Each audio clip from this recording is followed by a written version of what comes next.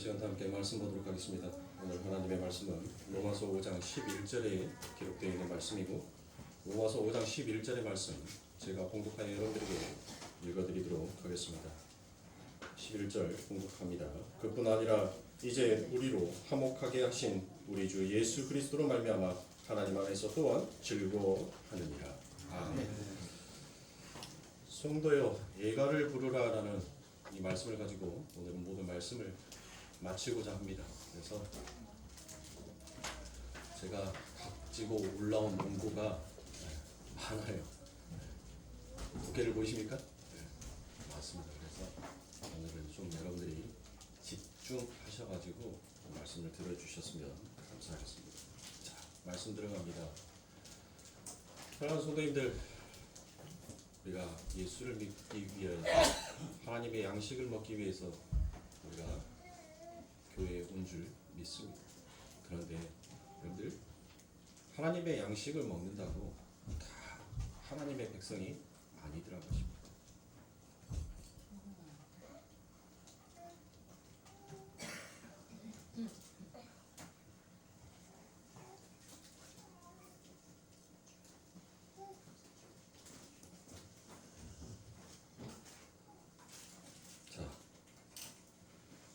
우리가 중국집에 간다고 해서, 중국집에 가서 중국 음식을 먹는다고 해서 우리가 중국 사람이 되는 것은 아니죠.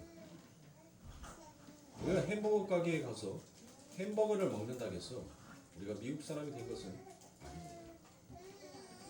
오늘 교회에 와서 하나님의 말씀을 듣기 위해 이 자리에 오긴 하셨지만, 진짜 그 하나님의 말씀을 달고 오묘한 나의 양식으로 삼지 못한다면 그들은 모양은 갖추었을지 모르겠지만 진정한 크리스찬은 아닌 것입니다. 진정한 하나님의 백성이다라고 할 수 없습니다. 우리가 햄버거를 먹는다고 해서 우리가 미국 사람이 되지 못하는 것처럼 하나님의 양식을 다 먹는다고 해서 하나님의 백성이다라고 하지 마시라고. 진짜 생명의 양식이 무엇인지를 아는 자는 자신의 껍데기의 화려함을 치장하기 위해서 예수의 이름을 사용하는 것이 아니라, 오히려 진정한 성도는 자신의 내면 안에 담겨져 있는 것을 더욱더 단단하게 하는 자인 것입니다. 그 내면 안에 들어있는 것을 바깥으로 꺼내기 위해서는 무엇 해야 됩니까? 깨져야 되죠. 알 상태로서는 여러분들 그 알에다가 아무리 화려하게 치장을 한다 하더라도 그 껍질에게는 여러분들 생명이 없습니다. 그 생명을 보호해 줄 수 있는 하나의 도구요, 장치일 뿐이지, 달걀의 그 껍질을 우리가 생명이다라고 말하지는 않습니다. 그 안에 병아리가 생명이 진짜로 태어나기 위해서는 무엇해야 돼요? 그 알이 깨져야 하는 것입니다. 정말 우리가 하나님의 백성이 맞다면 우리 안에 누가 계신다고요? 예수 그리스도가 계신다면 이 육의 죄를 입고 있는 이 껍질은 여러분들 뭐 해야 합니까? 깨져야 하는 거예요. 그것이 깨져야지 내 안에 계신 예수 그리스도의 생명이 진짜로 탄생되어져서 나올 수 있는 거지 않습니까? 근데 오늘날 많은 하나님의 교회다라고 하는 자칭 하나님의 백성, 성도들이 주일날만 되면 하나님의 성전에 나와서 경건의 모양과 경건의 행위, 그것이 자신의 삶의 가운데에서 신앙의 전부인 것처럼 생각하고 착각하면서 신앙생활을 하는 것입니다.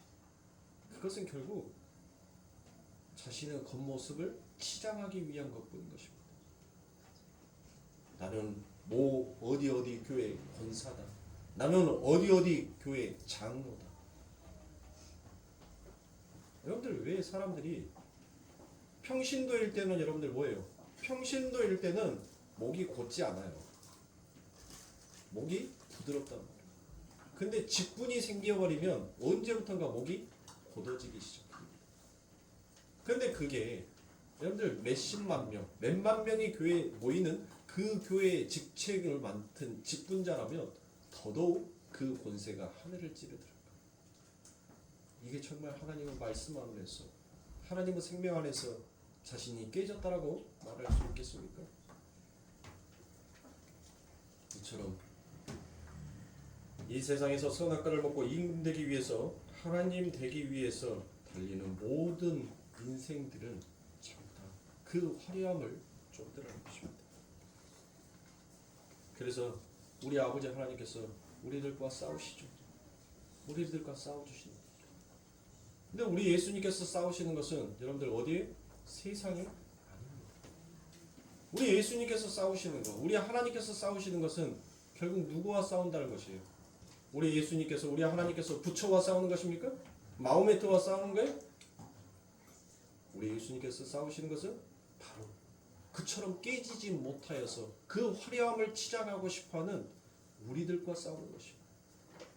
물질의 포로가 되어서 끌려가는 우리들, 건강의 포로가 되어서 거기에서 헤매고 있는 우리들, 권세에 눈이 멀어서 그 권세의 포로가 되어버린 우리들의 삶을 예수님께서 깨시는 것이에요. 그것이 전부가 아니다라고 깨시는 거예요. 그런데 그것을 내 인생의 목표와 목적으로 삼고 달려가는 인생들에 대해서는 못하는 거예요. 싫은 거예요. 싫어요. 진리의 말씀은 여러분들 어느 누군가가 강요한다고 해서, 강조한다고 해서 여러분들 받아들이는 것이 결코 아닙니다. 그만큼 진리는 어려운 거예요. 아버지가 목사라고 해서 아들이 신앙생활이 좋을 거라는 생각 하지 마세요. 아버지가 천국 간다고 해서 아들도 천국 간다는 생각 하지 마세요. 제가 목사다고 해서 우리 신성이가 천국 간다? 아니에요. 지가 얼마만큼 하나님을 붙들고 하나님을 찾느냐에 따라서 하나님은 그에게 모든 것들을 허락하십니다. 저는 그냥 네가 인생에 있어서 정말 무엇을 목표로 삼고 달려가야 할지를 지 아비를 통하여서 여러분들 보여지는 그림으로 나타내 줄 뿐이에요. 근데 그것을 보고도 거부한다면 여러분들 결국 무엇하겠습니까? 하나님은 심판하시겠죠. 하나님은 공평하시고 공의로운 하나님이시니까. 그런데 우리들은 무엇을 얘기합니까? 하나님, 내가 당신의 종이니까, 당신의 제사장의 가문이니까 내 자식들도 저 천국에 들어가게 해주세요. 복을 받게 해주세요. 그것이 공평하신 하나님이지 않습니까? 라고 우리가 하나님 앞에 그와 같이 얘기해야 됩니다. 천만의 말씀입니다. 하나님의 공평은 그런 공평이 아니에요. 누구에게나 여러분들 평등한 겁니다. 그 죄에 대한 심판에, 의에 대한 심판에, 구원에 대한 심판에 하나님은 정확한 기준점을 가지고 그것을 심판하시다. 부모의 믿음이 아무리 좋아도 자신이 예수를 부인해버린다면 그는 하나님의 백성이 아닙니다. 구원은, 은혜는 내가 얼마나 하나님을 간구하느냐에 따라서 그 하나님께서 우리들에게 은혜로 다가오십니다. 자식이 부모를 멀리하는데 그 부모가 그 자식을 사랑한다는 것이요. 노물선상이시죠. 그러면 사랑할 수 있습니다. 우리는 이러한 말씀들을 너무나도 잘 알고 있어요. 그런데 우리들은 마음속에 정작 이 말씀이 우리들의 삶 가운데 적용이 되냔 말이에요. 전혀 적용이 되지 못하지 않습니까? 우리는 그저 이 세상 가운데 한번 내가 누리고 있는 모든 것에서 왕이 되고 싶어하는 그 욕망과 죄를 절대로 끊임없이 내려놓지 못하더라고요. 그래서 이 세상에서 왕이 되고 싶어하는 자들이 이 세상의 것들로 자신의 왕 삼으려고 하는 모든 것들이 무엇인지를 성경은 다음과 같이 얘기합니다. 요한계시록 18장 10절부터 13절까지의 말씀에 보니 그 고난을 무서워하여 멀리 서서 가로되 화이또다 화이또다 큰 성 견고한 성 바벨론이여 일시간에 내 심판이 이르렀다 하리로다. 자, 예수님이 무엇합니까? 예수님이 내가 진짜 성전이 되어서 그 성전을 하나님께서 무엇하겠다는 거예요? 무너뜨리겠다는 거죠. 그러니까 여러분들을 뭐 하시겠다는 거예요? 여러분들이 바로 저와 여러분들이 뭐라고요? 옛 성이란 말이에요. 옛 성, 예루살렘 성전, 옛 구약에 갇혀있는 구약의 모형을 갖춘 교회인 거예요. 그런데 예수님께서 이제 무엇 하시겠다는 거예요? 내가 그 구약으로 너의 율법으로 내가 복음으로 세워놓은 그 교회를 돌 위에 돌 하나도 남지 못하게 하고 다 무너뜨리고 이제 나의 말씀으로 나의 은혜로 너희들을 교회로 지어가겠다는 말씀을 지금 하시고 계신 것입니다. 그래서 11절에 땅의 상고들이 땅의 상고들은 뭐예요? 이게 장사치들이에요. 장사치들. 땅의 상고들이라는 것은 장사하는 자들을 말하는 것입니다. 그를 위하여 울고 애통하는 것은 다시 그 상품을 사는 자가 없음이라. 그 상품은 금과 은과 보석과 진주와 세마포와 자주 옷감과 비당과 붉은 옷감에 이 모든 것들을 다 누가 가지고 있는 거예요? 이 모든 것들을 전부 다 왕이 갖고 있었던 거예요. 왕궁에서 가지고 있었던 아주 귀한 물품이었단 말이에요. 자, 그리고 각종 향목과 각종 상하 기명이며, 자, 이것들이 다 왕실의 물건들입니다. 값진 나무와 진유와 철과 옥석으로 만든 각종 기명이요, 계피와 향유와 향과 향유와 유향과 포도주와 감람유와 고운 밀가루와 밀과 소와 양과 말과 수레와 종들과 사람의 영혼들이라라고 이와 같이 얘기합니다. 인간들이 왕이 되기 위하여서 반드시 그들이 가지고 가야 할 것들이 전부 다 지금 요한계시록 18장에 여러분들 기록되어 있는 거예요. 그런데 거기에 여러분들 뭐까지도 거래가 된다고요? 사람의 영혼까지도 거래가 되더라라고 얘기합니다. 그래서 그 영혼이 무엇인지, 그들이 왕이 되고 싶어 해서 여러분들 그들의 영혼까지 간다는 것은, 여러분들 장사치는 우리가 장사한다라는 말을 무엇입니까? 장사한다는 것은 자신의 수고와 열심으로 여러분들 무엇하는 거예요? 자기의 수고와 열심을 근거해서 스스로 수익과 열매를 맺히는 것을 우리가 장사하는 거다라고 얘기를 하죠. 그러니까 이 장사치들이 무엇을 하더란 것이에요? 이 땅에서 자칭 바로 하나님의 교회라고 하는 자들, 지금 여기 성경에 기록되어 있는 말씀은 여러분들 이방인들을 가리켜서, 믿지 아니하는 세상 사람들을 가리켜서 말하는 것이 아니라 하나님께서는 지금 하나님을 믿는 하나님의 백성들에게 비유로 말씀하시는 거예요. 그 땅이 뭐예요? 바로 옛 성전이잖아요. 헐어지지 아니하고 무너지지 아니하였던 옛 성전. 그래서 예수님께서 뭐예요?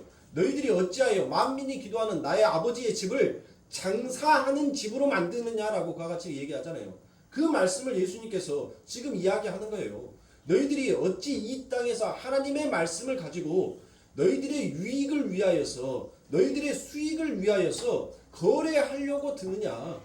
거기에 부족하여, 그것까지도 부족하여서 이제 너희들의 영혼마저도 거래를 하고자 하느냐는 거예요. 하나님, 이것만 내 인생에 해주면 내가 목숨을 걸고 당신에게 충성하겠나이다. 여러분들 그것도 뭐예요? 그것도 영혼의 거래인 거예요. 영혼의 거래. 왜요? 목숨은 누구 거예요? 나의 것이 아니잖아요. 하나님의 것이잖아요. 하나님의 백성이 무엇을 자기 것으로 돌릴 수가 있냐는 것이에요. 그런데 이제 요한계시록 16장에 내려가니까 더욱더 선명하고 분명하게 그 말씀이 무엇인지를 말합니다. 요한계시록 16장 13절부터 16절의 말씀에 보니, 또 내가 보매 개구리 같은 새 더러운 영이, 자, 여기서 새 더러운 영은 무엇이에요? 어떤 것을 새 더러운 영이라고 합니까? 바로 성부와 성자와 성령의 이름을 여러분들 사칭하는 거. 그 성부와 성자와 성령의 그 하나님을 흉내내는 것을 이 새 더러운 영이다라고 이야기하는 거예요. 자, 여기에서 푸뉴마가 아니라 더러운 푸뉴마라는 것입니다. 이걸 제가 누가복음에서 여러분들에게 말씀을 드렸죠. 귀신 들린 자라고 번역이 되어 있더라라는 것입니다. 그러니까 이 푸뉴마, 개구리 같은 새 더러운 영이 귀신이더란 것이에요. 이게 마귀더란 것이에요. 그 마귀가 무엇을 하더란 겁니까? 용의 입과 짐승의 입과, 다 용의 입과 짐승의 입은 여러분들 다 동격으로 똑같은 것이다라고 쓰여 있는 거예요. 똑같은 거. 누가 크고 누가 작은 것이 아니에요. 우리들은 생각하기로 용은 크고 짐승은 작다라고 생각하는데, 용이나 짐승이나 둘 다 똑같다는 거예요. 똑같다는 거. 자, 거기에 거짓 선지자의 입에서 나오니, 자, 거짓 선지자들이 어디에서 나온다는 거예요? 거짓 선지자들이 절에서 나왔어요? 거짓 선지자들이 어디에서 나왔냐고요? 교회에서 나왔잖아요. 교회에서 나와서 그들이 무엇 하더란 거예요? 그들이 삼위일체 하나님의 흉내를 내더라는 것입니다. 그들이. 그러니까 뭐 하는 거예요? 그들이 자신의 삶 가운데 있어서 자기의 가치와 자기의 자존심과 자신의 행위를 지키기 위하여서 그들이 하나님의 이름까지도 팔더란 것이에요. 거짓되게. 그러니까 왜곡된 말씀이란 거예요. 하나님께서는 한 번도 인간의 수고와 인간의 노력을 그 안에다 보태라 라고 말씀하지 않았어요. 너희들은 모든 너희들이 갖고 있는 것들을 다 깨라라고 했어요. 깨. 너희의 향유 옥합을 다 전부 깨라는 거예요. 깨. 그리고 깨졌으면 너희들은 쓸모없는 거니까. 여러분들, 제가 어제 설거지 하다가 국그릇을 하나 깼어요. 근데 그거에 깨졌는데 얼마나 바삭바삭 깨졌는지 여러분들 도저히 이어붙여 쓸 수가 없을 정도로 깨져버린 거예요. 아무것도 담을 수가 없어요. 아무것도. 그렇게 하나님의 말씀 앞에서 깨져버린 자는 자신이 아무 쓸모없는 자다라는 것을 고백하는 거라는 거예요. 그런데 자꾸 왜곡된 말씀은 뭐 하라는 겁니까? 대라는 거예요. 대. 너희들 그 깨져 있는 것을 열심히 너희들의 노력하에 너희들의 수고하에 붙여서 그 안에 무엇인가 담을 수 있는 그릇이 되라는 거예요. 이미 그릇이 되었는데 뭔 그릇이 또 되라라고 얘기를 합니까? 네? 다 만들어진 그릇에다가 우리는 뭐만 담으면 돼요? 국을 담든 밥을 담든 여러분들 담기만 하면 되는 거예요. 그 그릇이 만들어져 있지 않을 때는 그릇을 만들어서 사용해라라는 말이 맞죠. 그런데 예수님께서 다 이루셨단 말이에요. 이미 우리는 하나님의 원하시는 질그릇이 되었어요. 그 안에 무엇을 담기 위한? 예수를 담기 위한 이미 그릇이 되었단 말이에요. 그리고 그 예수 그리스도가 이미 그 그릇에 담겨져 버린 거예요. 그런데 자꾸 이 세상은 자신의 행위를, 자신의 자존심을 부추겨 주더라. 너 이렇게 해야지. 너 이렇게 해야지. 너 저렇게 해야지.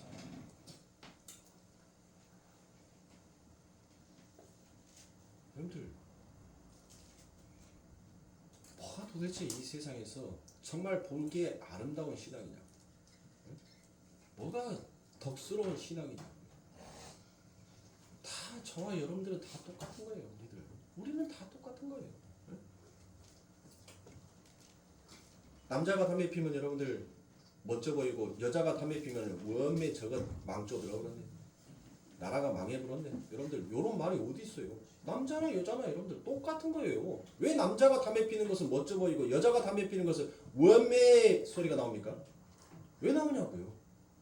모시매가 술 먹고 길에다가 길 걸어가는데 갈지짝 걷고 걸어가면은 원매 저 사람 뭔 기분 좋은 일이 있었나 기분 슬픈 일이 있었나 하고 이해가 되는데 여자가 술 먹고 여러분들 치마 입고 갈지자로 걸어가면은 원매 저 미미미 뭐 왜 욕하냐고요.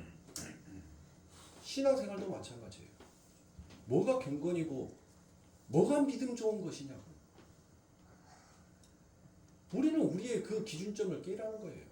하나님 보시기에는 다 똑같다는 거예요. 용이나 짐승이나 너희들은 전부 다 똑같은 나의 적이라는 거예요. 나의 원수다라는 거예요. 근데 우리들이 하나님 앞에서 무엇을 얘기해? 공평을 얘기하고 있지 않습니까? 그러니까 선생님들 교회 안에서 엉뚱한 말 하지 말라는 거예요. 엉뚱한 세상의 말 하지 말라는 거예요. 너희 이렇게 하면 하나님께서 너희들에게 복 준다? 도대체 복이 뭐냐고요. 진짜 하나님께서 말씀하신 복은 우리들이 깨지는 거예요. 하나님의 말씀 안에서 그 난태생 그 알이 깨져서 그 안에 진짜 생명인 예수 그리스도가 나타나게끔 하는 것이 그게 참된 복이에요. 이 세상 가운데서 내가 조금 더 갖고 조금 더 누리고 그거 하는 것이 복이 아니란 말이에요. 근데 자꾸 우리들은 그것을 왜곡되게 사용하잖아요. 하나님의 말씀을 네가 이렇게 하면 하나님께서 너희들에게 복 주실 거야. 제가 여러분들에게 말씀드렸잖아요. 여러분들 부자 되고 싶으세요? 부자 되고 싶으면 여러분들 돈 버세요.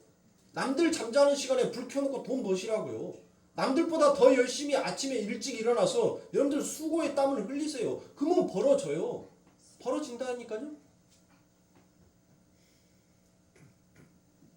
나는 수고도 안 하고 나는 노력도 안 하면서 하나님 어느 날 갑자기 내가 부자가 되고 싶습니다. 기도만 하면 부자가 되냔 말이에요. 아니에요.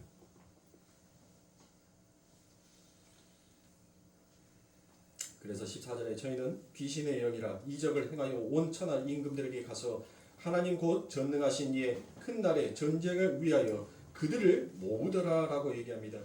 누구에게 가서 와라라고 얘기합니까? 온 천하의 왕들, 임금이 되고 싶어하는 자들에게 가서 하나님처럼 되고 싶어하는 그 아담들에게 찾아가서 이 더러운 말이, 왜곡된 말이 그들을 끌어모으더니 누구와 전쟁을 하자는 것이에요? 누구와? 어린 양 예수 그리스도와 전쟁을 하자는 것이에요. 이 전쟁을 성경에서는, 요한계시록에서는 무슨 전쟁이라고 합니까? 요한계시록에서 아마겟돈 전쟁이라고 얘기를 하죠. 여러분들 영화로만 보셔야지, 영화를 자꾸 성경에다 접목시키려고 하면 안 돼요. 뭐 아마겟돈 전쟁하니까 뭐 우주에서의 전쟁, 뭐 이 땅에서의 뭐 핵폭탄이 떨어져가지고 뭐 하는 그런 전쟁, 그런 것으로 여러분들 생각하시는데 그런 전쟁이 아니에요. 이 아마겟돈 전쟁은 무엇이에요? 바로 은혜와 행위와의 싸움인 것입니다. 은혜와 행위의 싸움을 바로 아마겟돈 전쟁이라는 것입니다. 이 전쟁은 어디 안에서 일어나는 거예요? 바로 내 안에서 일어나는 겁니다. 우리 안에서 일어나는 거예요. 예수 그리스도께서 누구와 싸운다고요? 세상과 우리와 싸운다고 하잖아요. 옛 성전과 우리 예수님께서 싸우시는 거예요. 자꾸 옛 성전은 무엇을 하려고 하니까? 장사하는 집을 만들려고 하니까. 그래서 하나님께서 내 집은 장사하는 집이 아니라 기도하는 집이다라는 것을 하나님께서 싸우는 거예요. 싸우는 거. 그래서 장사하는 자들은 자꾸 뭐를 쫓아가요? 장사하는 자는 이윤을 남겨야 되니까 행위를 쫓아가는 거예요. 내가 이렇게 하나님 앞에 열심히 봉사하면, 내가 하나님 앞에 열심히 이렇게 기도하면, 내가 하나님 앞에 열심히 지극정성을 다 바치면 하나님께서 지성이면 감천이라고 내 소원을, 내 마음의 뜻을 들어주시겠지. 그게 바로 장사하는 집이에요. 그게 바로 옛 성전에 머물러 있는 자예요. 옛 성전에 머물러 있는 자들은 여러분들 전부 다 뭐 합니까? 돌 위에 돌 하나도 남지 아니한다는 것은 내가 절대로 너희들을 그대로 두지 아니하겠다는 거예요. 전부 다 하나님께서는 고운 가루로 만들어 바람에 나는 겨와 같이 그들을 후하고 불어버리시겠다는 것이에요.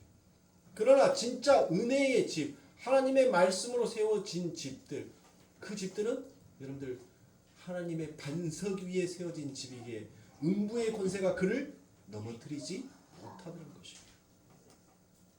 음부의 권세가 그 교회를 이기지를 못하는 것이에요. 그러니까 사랑하시는 이 알미니아주의자들이 말하는 이 아마겟돈 전쟁은 앞으로 일어날 뭐 거대한 인도와 중국 그 한 지구를 반으로 딱 쪼개서 이 아시아와 북아메리카의 엄청난 싸움이 바로 아마겟돈 전쟁이다라고 여러분들 그렇게 해석을 하는데 그건 말이 안 되는 해석입니다. 지금 이 아마겟돈 전쟁은 바로 예수 그리스도께서 진짜 하나님의 성전으로 짓고 싶어하는 우리들과 싸우는 거예요. 예수님이 누구와 싸우는 거예요? 예수님이 이 땅에 오셔서 누구와 싸웠어요? 로마랑 싸웠습니까? 로마랑 싸워줬으면 여러분들 유대인들이 뭐 했어요? 그를 더욱더 나의 왕, 나의 구세주, 다윗의 자손, 나의 메시아여 하고 그를 더욱더 떠받들였을 거예요. 그러나 예수님께서는 로마와 싸운 것이 아니에요. 세상과 싸운 것이 아닙니다. 하나님의 말씀을 가지고 있는 그들과 싸웠어요. 너희들 그렇게 살면 안 돼. 너희들 그렇게 가면 안 돼. 그래서 15절에서 보라 내가 도적같이 오리니 누구든지 깨어 자기의 옷을 지켜 벌거벗고 다니지 아니하며 자기의 부끄러움을 보이지 아니하는 자가 복이 있도다. 자, 이 말씀은 뭐예요? 뭐가 복이다는 거예요? 지금 하나님께서 우리들에게 명령을 내렸어요. 무슨 명령? 누구든지 깨어 자기의 옷을 지켜라. 자기의 옷을 지켜라라고 말씀하셨어요. 옷을 지키래요. 여러분들 옷을, 뭔 옷이에요 이것은? 성경에서 말하는 이 옷은 바로 예수 그리스도가 자기의 그 피의 땀 옷을 말하는 거죠. 그 옷을 누구에게 입혀줬어요? 신부에게 입혀줬잖아요. 그래서 그 신부는 그 옷을 지키라는 거예요. 그러면 이 말은 뭔 말이냐고. 우리가 하얀색 소복 갖다가 예수님은 피에다가 피 묻혀가지고 거기다 빨아서 그거 말려갖고 입으면 여러분들 그 옷을 지키는 건가요? 아니죠. 너희들의 삶 가운데 무엇을 지키라는 거예요? 나는 부끄럽지 않다라고 생각하는 사람 옷 다 벗으세요.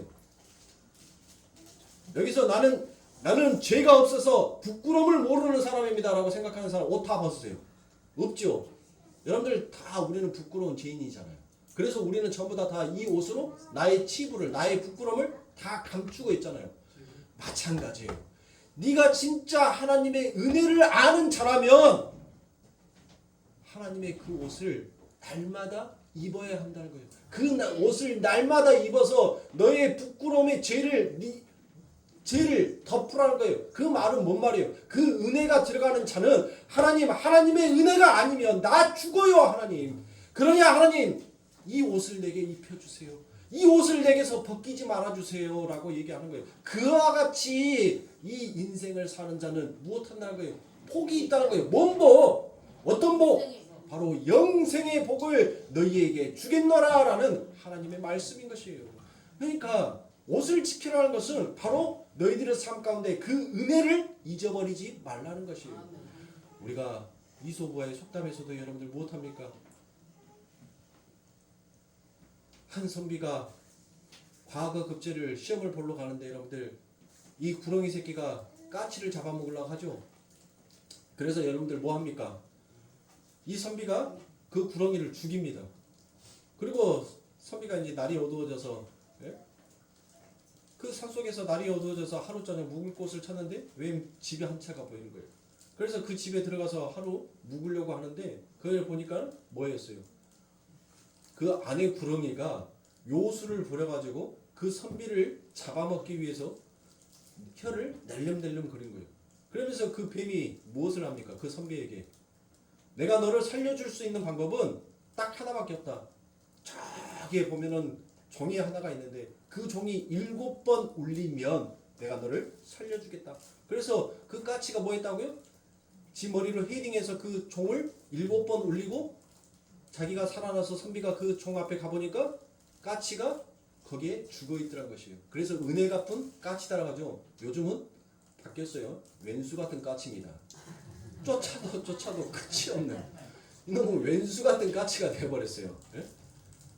보세요. 한남 미물도 우리가 이야기 속에 나오는 속담이기도 하지만 한남 미물도 그 은혜가 무엇인지를 알아요. 여러분들 집에서 애완동물 요즘들 뭐 애완견이 제2의 가족이다라는 뭔 그런 시대를 살고 있는데 여러분들 한번 보세요. 그 강아지에게도 사랑을 해주고 이뻐해주고 지에게 먹이를 갖다 주고 그렇게 하는 그 주인의 마음을 여러분들 뭐예요? 그 강아지는 죽는 그 순간까지 여러분들 배신하지 않아요. 그 주인에게는 죽어가면서도 그의 이름을 부르는 주인의 목소리를 기억하고 뭐 합니까? 꼴랑지를 힘이 다 쇠하여지는데도 그 마지막 꼴랑지를 흔들면서 그 주인의 말에 여러분들 답을 하더라고요. 당신이 나를 평생 동안 보살펴 줬으니까 내 이 마지막으로 당신에게 이 꼬리 한 번으로 흔들고 갑니다라고 여러분들 그 말 못하는 미물의 강아지도 강아지 하더라고요.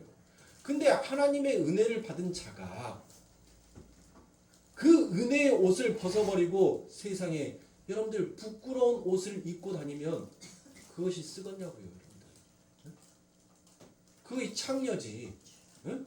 망사옷 입고 나는 내 치부를 다 감추었다라고 여러분들 댕기고 있으면 그게 부끄러움이고 치부지 뭐겠습니까? 그래서 하나님께서는 호세아 이름을 바꿔봤더니 그가 누구의 이름으로 번역이 되더라? 예수의 이름으로 번역이 되더라 그랬죠? 창녀 고멜을 보세요. 창녀 고멜을 보시라고요. 왜 하나님께서 그 창녀 고멜, 그 호세아의 이야기를 쓰셨겠냐고요. 하나님께서 창녀 고멜을 그 부정한 여인을 아무도 거들떠보지 않았던 여자였어요. 모든 사람들은 남자들이 다 그 여자를 걸쳐가는 그와 같은 여자였었습니다.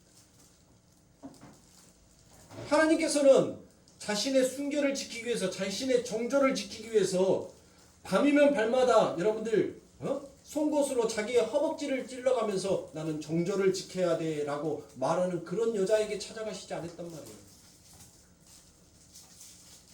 누구나 다 내놓으라 할 정도로 다 알았던 그런 부정한 고멜에게 하나님은 찾아가신 거예요. 그리고 찾아가셔서 무엇합니까? 그가 어떠한 자였는지를 하나님은 자각시키는 거예요. 그가 하나님의 은혜의 옷을 입기 전에 그가 입었던 옷이 부끄러움의 옷인지도 모르고 열심히 그는 달려갔어요. 열심히 살아왔단 말이에요.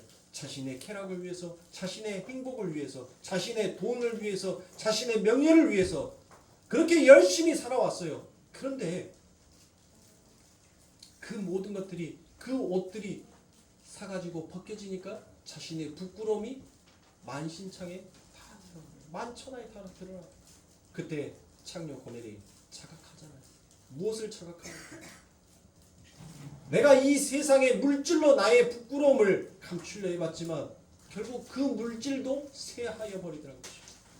내가 내 건강을 위하여서 내가 끊임없이 달려왔지만 나의 건강도 세월 앞에서 쇠하여 버리더라고요. 이 세상의 그 어떤 것으로도 나의 치부를 감출 수가 없더란 것이에요. 그때 그 여인이 자신의 신랑이 자신을 사기 위해서 오는 그 모습을 봐요. 그때 고멜이 무엇을 고백합니까? 고멜의 마음속에 어떤 마음이 들었겠냐?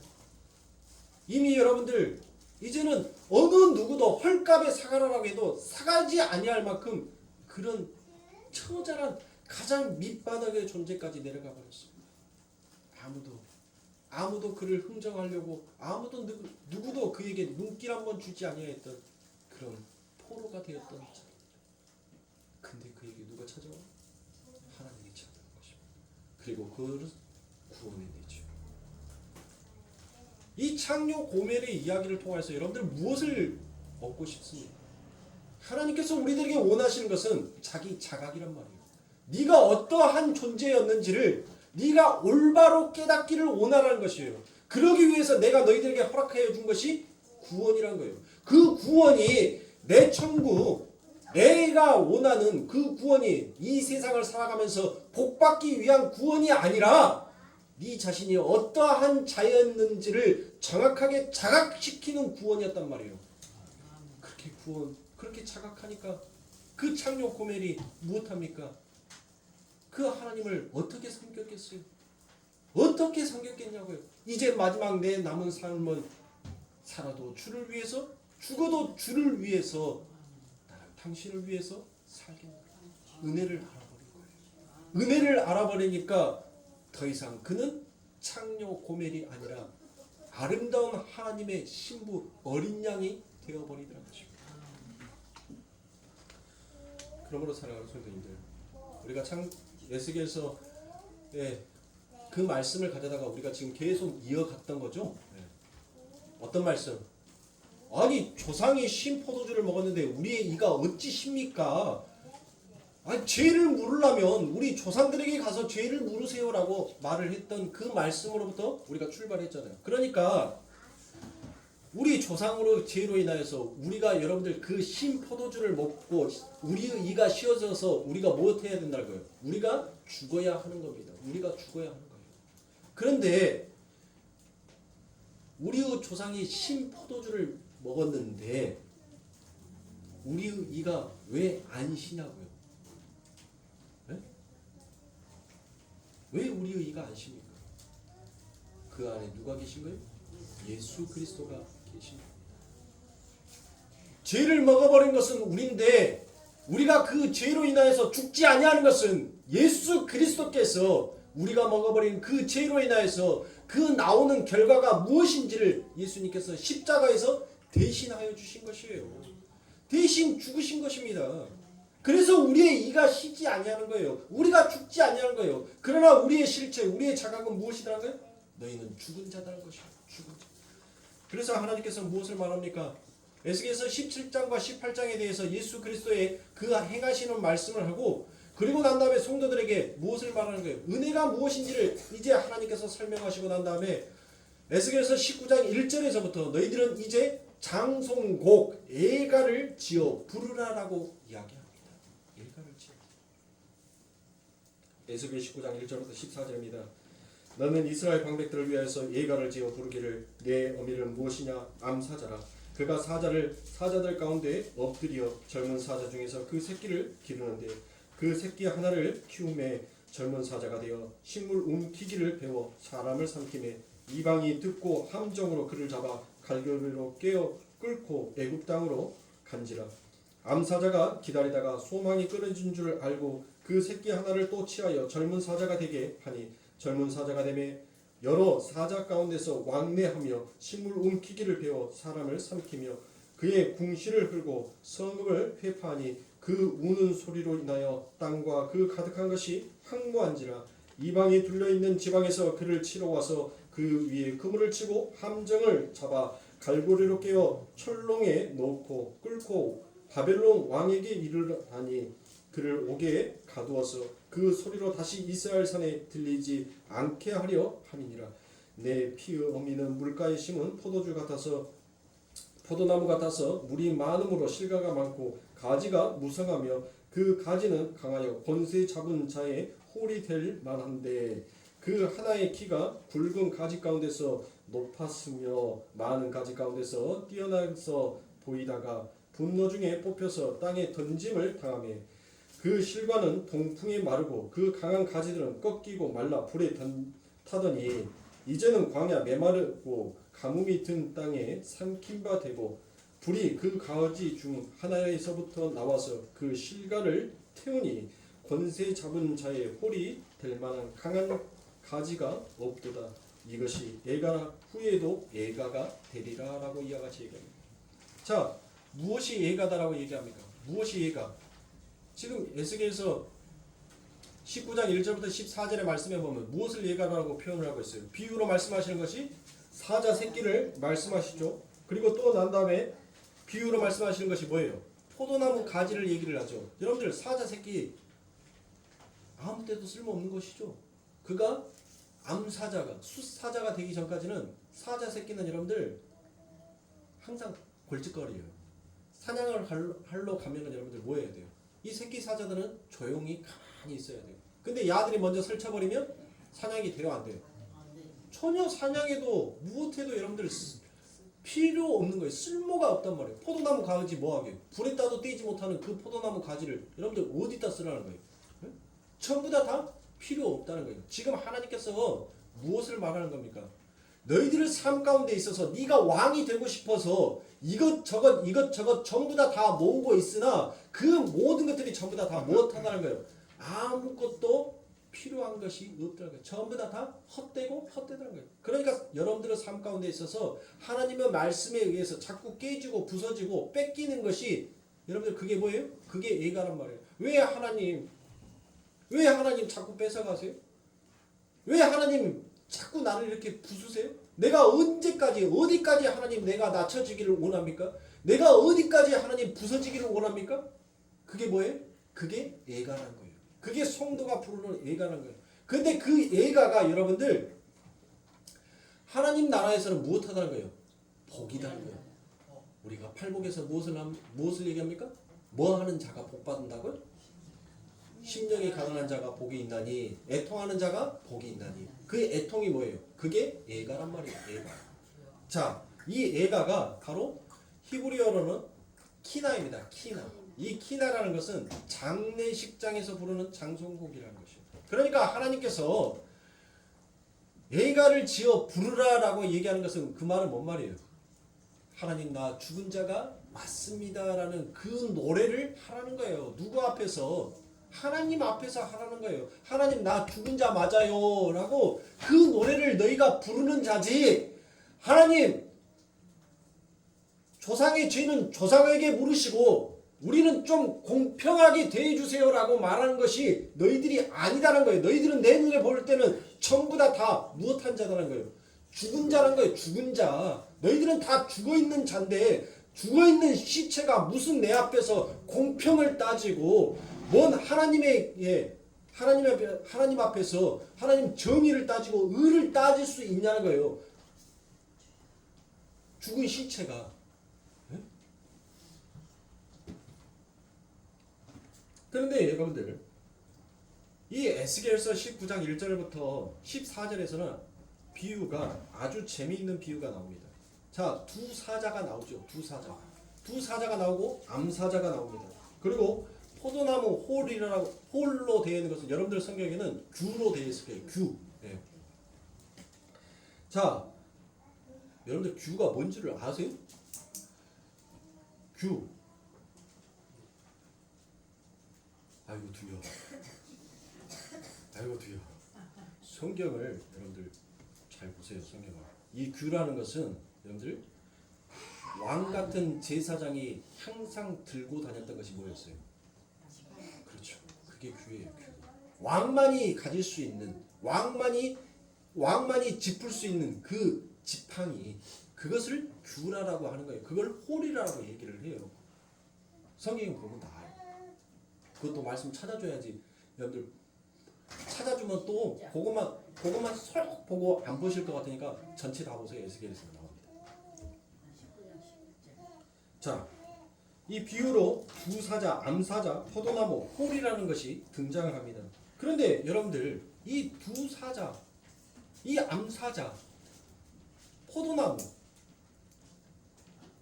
홀, 성경 어디에서 이 말씀을 내가 보고 넘어왔는데 어디지? 기억 안 나시죠? 창세기 49장에 가면 유다에게 하나님께서 말씀으로 예언을 합니다. 거기에 뭐가 나와요? 너는 웅크린 암사자가 라는 그 같은 말이다. 그러니까 하나님께서는 이 말씀을 뭔 말이에요? 지금 이 이스라엘의 역사를 아는 사람은 지금 하나님께서 비유로 말씀하신 두사자, 암사자, 포도나무, 홀이라는 이 말을 가지고 여러분들 그들은 문득 무엇을 생각했어요? 자, 첫 번째 사자가 무엇을 했다라고요? 그를 어디로 끌고 갔다?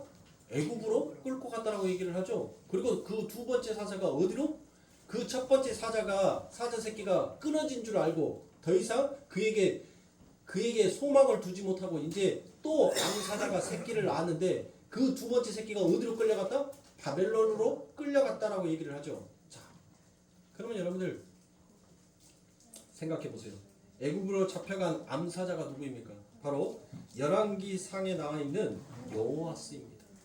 여호와스가 왕이니까. 그러니까 진짜 왕이 아니라 가짜 왕들이 가짜 왕, 이 세상의 왕이 되고 싶어 하는 자들이 진짜 왕처럼 그들이 이 세상 가운데서 군림하고 싶었는데 결국 그들은 무엇하더란 거예요? 그들이 애굽의 폴로로 끌려가서 그 생을 마감하더란 거예요. 아니 진짜 왕이면 여러분들 무엇 해야 돼요? 그 애국까지도 여러분들 정복해 버려야 할 거 아닙니까? 그 애국까지도 그 나라의 진짜 왕을 뭐 하고 죽이고서라도 그가 왕자에 올라가야 할 거 아닙니까? 그런데 그 왕이 죽더란 것이에요. 그 소망이 끊어져 버리더란 것입니다. 자, 두 번째 바벨론으로 잡혀간 왕이 누구이죠? 여호야긴이죠.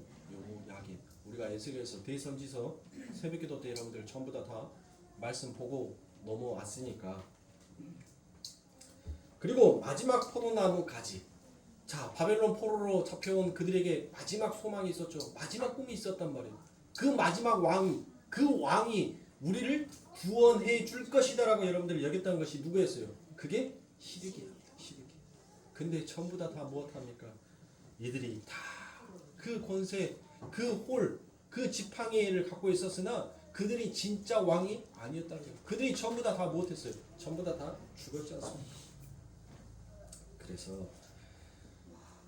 이 아버지 하나님의 말씀이 진짜로 이루어지기 위해서는 진짜 홀, 진짜 지팡이가 되셔서 진짜 그 목자, 인도자가 되어서 그 양을 쳐줄 진짜 왕이 와야 하는 거예요. 그래서 이 세상의 왕들, 이 세상의 왕이 되고 싶어하는 자들은 절대 못하더란 거예요. 절대 그들은 진짜 왕이 될 수 없다라는 것을 하나님께서 말씀하시고, 그리고 진짜 왕이 오셔서 못하더란 거예요. 우리를 그 왕자로 끌어올려 주시다는 것이죠. 그래서 우리들을 무엇으로 삼아 주신 거예요? 왕 같은 제사장으로 삼아 주신 거예요. 여러분들이 잘나서, 우리가 잘나서 그 왕이 된 제사장이 된 것이 아니라 바로 예수 그리스도, 바로 우리가 하나님의 말씀 안에서 깨져버리니까, 우리가 깨져버리고 낮아져 버리니까, 우리가 부서져 버리니까 하나님, 나는 죽은 자가 맞습니다. 하나님이 나를 구해 주시지 아니하면, 하나님이 나를 이곳에서 건져내 주시지 아니하면 나는 절대로 이곳에서 살아나올 수가 없는 자가 맞습니다. 그것을 고백하는 거예요. 고백하는 거예요. 아멘. 바로 사랑하는 성도님들, 하나님께서는 그들을 바벨론으로 애굽으로 보내셨을 때 그들에게 무엇하라고요? 그들의 곤모술수 은기웅변으로 여러분들 다른 나라의 원정을 구해서 너희들 스스로 그 나라를 탈출해 보라라고 하나님께서 그들에게 애굽에 보냈을까요? 아니죠. 하나님, 저희는 아버지 하나님의 권세의 능력, 하나님의 지팡이의 인도하심이 없이는 절대로 이 포로 가운데서 빠져나올 수가 없는 자가 맞습니다라는 것을 고백하라고 하나님께서는 우리들을 그곳에 넣으신 거란 말이에요. 여러분들, 사랑하는 성도들이 이 세상 가운데서 여러분들 우리가 살아가고 있는 것은 무엇이에요? 여러분들이 열심히 노력하고 수고하고 땀을 흘려서 그것을 여러분들 일궈내고 만들어내라고 여러분들 하나님께서 이 땅에 보내신 것이 아닙니다. 하나님, 이 세상은 허망한 거고 허구한 것이니까 정말 이 포로된 세상 가운데서 이 바벨론과 같은 세상 가운데서 하나님 우리를 인도하고 구해 주실 분은 오직 여호와 아버지 한 분밖에 없습니다. 길이요 진리요 생명으로 인도해 주실 분, 참 지팡이를 가지고 계신 분은 예수 그리스도 한 분밖에 없습니다라는 그 고백을 하라라고 하나님께서는 하늘의 성도를 이 땅에 보내셔서 그 고백을 나오게끔 그 예가를 부르게끔 만들어 놓은 거란 말이에요. 근데 여러분들 기도 보세요. 네?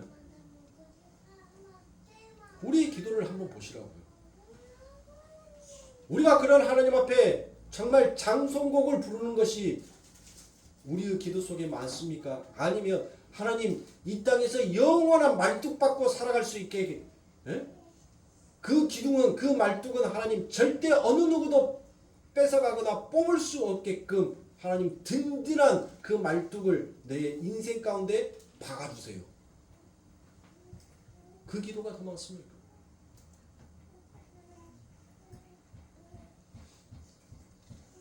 그래서 진짜 왕이신 예수 그리스도께서 이 땅에 오셔서 여러분들 우리들을 왕 같은 제사장으로 만들어 주신 것입니다. 그 내용이 바로 창세기 49장 9절부터 49장 8절부터 11절입니다. 유다야 너는 내 형제의 찬송이 될지라 내 손이 내 원수의 목을 잡을 것이요 내 아비의 아들들이 내 앞에 절하게 되도다. 유다는 사자 새끼로다. 내 아들아 너는 움킨 것을 찢고 올라갔도다. 그의 엎드리고 웅크림이 숫사자 같고 암사자 같으니 누가 그를 범할 수 있으리야. 홀이 유다를 떠나지 아니하며 치리자의 지팡이가 자 그렇죠. 홀 인도하는 홀 뭐 왕이죠. 왕이 가지고 있는 것이니까 이 왕이 뭘 가지고 있다고요? 치리자의 지팡이, 심판의 지팡이, 인도자의 지팡이, 은혜의 지팡이를 그가 가지고 있다는 거예요. 그러니까 유다는 뭐였어요? 유다의 족속에서 여러분들 누가 태어난 거예요? 네? 배신자가 태어났잖아요. 배신자도 태어났지만 그 유다의 족보를 통해서 누구도 오시는 거예요? 메시아도 오시는 거예요. 그러니까 전부 다 뭐라는 거예요? 뭐 너희들은 전부 다 그 사람이 그 사람이라는 거예요. 용이나 짐승이나 너희들은 다 똑같은 자다는 것입니다. 누가 누구를 말할 수 없다는 것입니다. 그런데 그런 나를 배신하고 나를 팔았던 너희들에게 누가 오신다는 거예요? 그래요. 진짜 메시아가 오신다는 것이에요. 이게 바로 은혜인 것이에요. 이게 구원이고 이게 복음인 것이에요. 이게 우리들에게 주어지는 복이란 말입니다. 그 말 사이에 떠나지 아니하시기를 실로가 오시기까지 미치리니. 자 보세요. 홀이 유다를 떠나지 아니하며 여러분들 보세요. 이 세상에서는 끊임없이 자신이 왕이 되고 싶어하는 자들이 여러분들 무엇하더라고요? 누가 올 때까지? 실로가 올 때까지. 실로가 올 때까지. 예수 그리스도가 올 때까지 자신이 왕이 되고 싶어하는 그 죄악된 마음을 가지고 있는 자들이 계속 이 땅에는 나타나게 될 거라는 거예요. 근데 세상이 말하는 거 아니에요. 지금 하나님은 교회 안에서 말하는 거예요. 교회 안에서 진짜 왕 같은 제사장, 진짜 왕은 아버지 하나뿐인데 자신이 왕 되고 싶어 해서 교회 안에서 그 하나님의 머리가 되고 싶어하는 자들이 이 교회 안에 있더란 것이에요. 그에게 모든 백성이 복종하리로다. 그의 나귀는 포도나무에 매며 그 암나귀 새끼를 아름다운 포도나무에 맬 것이며 또 그 옷을 포도주에 빨며 그 복장을 포도즙에 빨리로다라고 같이 되어 있습니다. 자, 여러분들 메시아를 여러분들 뭐라고 얘기를 해요? 메시아를 사자다라고 부르죠. 사자.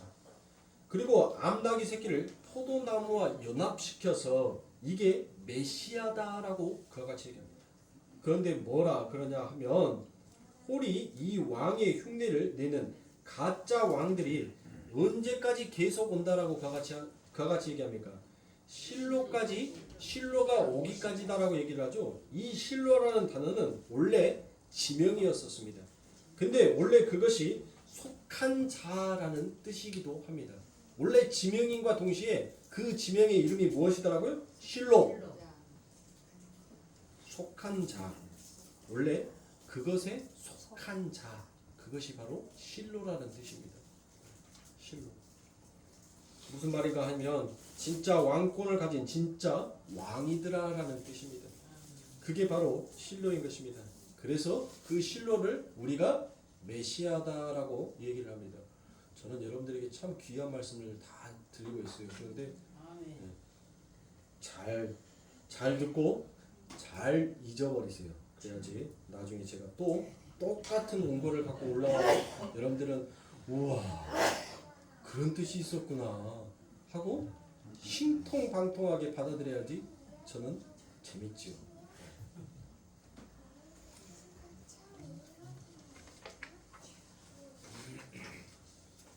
자, 그래서 이게 바로 에스겔 17장, 18장, 19장의 이야기가 바로 예수 그리스도께서 진짜 너희의 왕이 되셔서 너희들을 그 포로된 세상에서 인도하여 내셔 너희들의 삶 가운데 진짜 공평이 무엇인지를 그분이 친히 말씀하여 주실 것인데 그분이 너희들을 인도하기도 전에 너희들 스스로가 왕이 되어서 그 하나님 앞에 공평을 과히 말할 수가 있느냐라고 그와 같이 말씀하신 것입니다.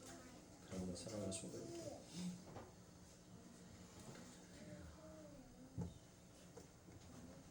여러분들 삶 가운데 여러분들이 자꾸 이 세상의 것을 쌓으려고 하면 안 돼요. 이 세상의 것을 자꾸 내 창고에 쌓으려고 하고 이 창고에 그 쌓아놓은 것을 늘리려고 하면 안 돼요. 예수님께서 말씀하시죠.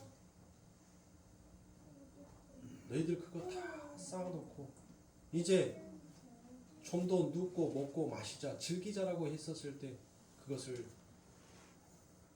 다 놔두고 네가 내 나라로 오면 그 땅에 남아져 있는 것은 누구 것이 되겠느냐라고 이야기를 하셨습니다. 성도는 여러분들 이 세상의 것을 쌓는 자가 아닙니다. 성도는 하늘의 것을 쌓는 자, 하나님을 쌓는 자입니다. 그래서 자꾸 여러분들의 삶 가운데 무엇 해야 돼요? 자꾸 뺏겨야 돼요. 그 뺏길 때마다 여러분들은 무엇 합니까?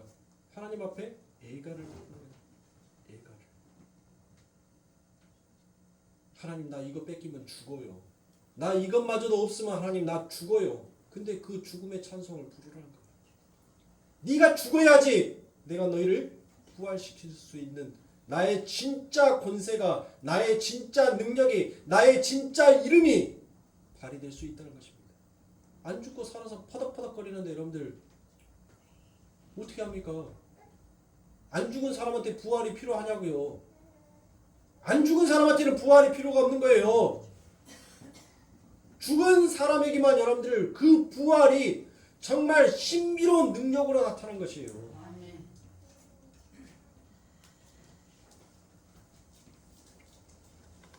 그래서 성도가 이 땅을 살아가는데 그 인생이 녹록치가 않는 것입니다. 왜요? 자꾸 뺏기니까. 내가 가치다라고 얘기했던 그 모든 것들이 하나님의 말씀에서 뺏기고 하나님의 능력에 뺏기고 하나님의 복음 앞에서 여러분들 뺏기게 되는 겁니다. 그 연한 순간 같은 아무 가지에도 쓸모없을 것 같다라고 생각했던 바로 그분에게 가짜 왕들이 결국은 무릎을 꿇더란 것입니다. 우리는 보잘것없고 연약하고 나약한 그 예수 그리스도의 말씀 앞에 무릎을 꿇는 자이지 그분 앞에 목을 늘어놓고 여러분들 항변하는 자가 아니에요. 성도는 그렇게 가야 됩니다. 성도는 그와 같은 심정과 그와 같은 마음으로 이 땅을 살아가야 하는 것입니다. 그렇게 늘 애통하는 자는 복이 있나니, 그렇게 애통하면서 걸어갔는데 드디어 그때 실로가 우리들의 삶 가운데 오셨을 때 그 아버지 하나님께서 우리들에게, 성도들에게 무엇을 해주시더란가요? 요한계시록 마지막 부분에 보면 성도들에게 소망을 주시죠. 그 소망이 무엇입니까? 요한계시록 21장 4절에 보면 모든 눈물을 그의 눈에서 씻기시며 다시 사망이 없고 애통하는 것이나 곡하는 것이나 아픈 것이 다시 있지 아니하리니 처음 것들이 다 지나갔음이니라. 보세요. 이게 성도에게 주어지는 하나님의 위로의 말씀인 것입니다. 우리가 이 땅을 애통하는 자로 애가를 부르면서 가는 우리들, 여러분들 장례식장에서 뭐가 흘려요? 눈물이 흘리죠. 근데 하나님께서 못하더라고요. 이 세상 가운데서 그렇게 애통하고 애가를 부르는 그 우리들의 삶 가운데 우리 예수님께서 이제 너의 눈물을 닦아주겠다는 것이에요. 다시는 네 입에서 이 애가의 찬송이, 이 애통의 노래가 다시는 너의 입에서 흘러나오지 아니하게끔 해주시겠다는 것이에요. 이것을 신앙생활을 하는 자들은 정말 귀하고 달콤한 말씀으로 받아들일 줄 알아야 합니다. 제가 예배 시작 전에 여러분들에게 말씀을 드렸죠. 하나님의 말씀을 먹는다고 다 하나님의 백성이 아니에요. 이 중에서는 여러분들 모형과 흉내만 내는 자들도 있습니다. 나는 그들이 누구인지를 몰라요. 그러나 하나님 앞에서 부끄러운 줄 아세요. 그런 마음, 그런 자세를 가지고 있다면 하나님 앞에 부끄러워할 줄 아시란 말이에요. 내가 입고 있는 옷이 바로 예수를 죽인 옷이라는 것을 자각하시란 말이에요. 그런 자각조차도 없으신 분들이라면 정말 여러분들 이 세상 가운데서 죽 써서 개 주는 것과 똑같은 짓을 하고 있는 거예요. 그런 자각을 하세요. 그런 마음의 깨우침을 얻으세요. 진짜 하나님의 양식을 생명의 양식으로 여러분들이 받아들인다면 못하는 겁니까? 맞습니다. 내가 하나님을 죽인 자가 맞습니다. 내가 하나님 살인자요, 절도자요, 강도요, 내가 흉악한 자가 맞습니다. 그것을 하나님 앞에 고백하실 거예요. 그것을 진짜 자각하고 고백하는 자는 이 땅에서 못하는 겁니까? 하나님, 날마다 눈물 흘릴 수밖에 없어요. 날마다 울 수밖에 없어요. 왜요? 하나님, 나 좀 살려주세요. 하나님, 아들을 죽인 이 죄인을 하나님, 내가 무엇을 해야 하나님 나를 살려주시겠습니까? 하나님, 나를 불쌍히 여겨서 나를 한 번만 살려주세요. 내가 무릎을 꿇고 내가 내 머리를 땅에 엎드려 조아리고 내가 무엇을 한다고 하나님 그 죽은 아들이 살아나겠습니까? 그 흉악한 죄를 하나님 내가 범하였습니다. 성도는 그 고백을 이 세상 가운데서 하면서 가는 자이지 뻔뻔스럽게 여러분들 하나님 나 공평하게 좀 대해주세요라고 그런 건방을 떠면서 말하는 자가 성도가 아닙니다. 그거는 말씀을 듣는 성도뿐만이 아니라 말씀을 전하는 목사들도 똑같은 겁니다.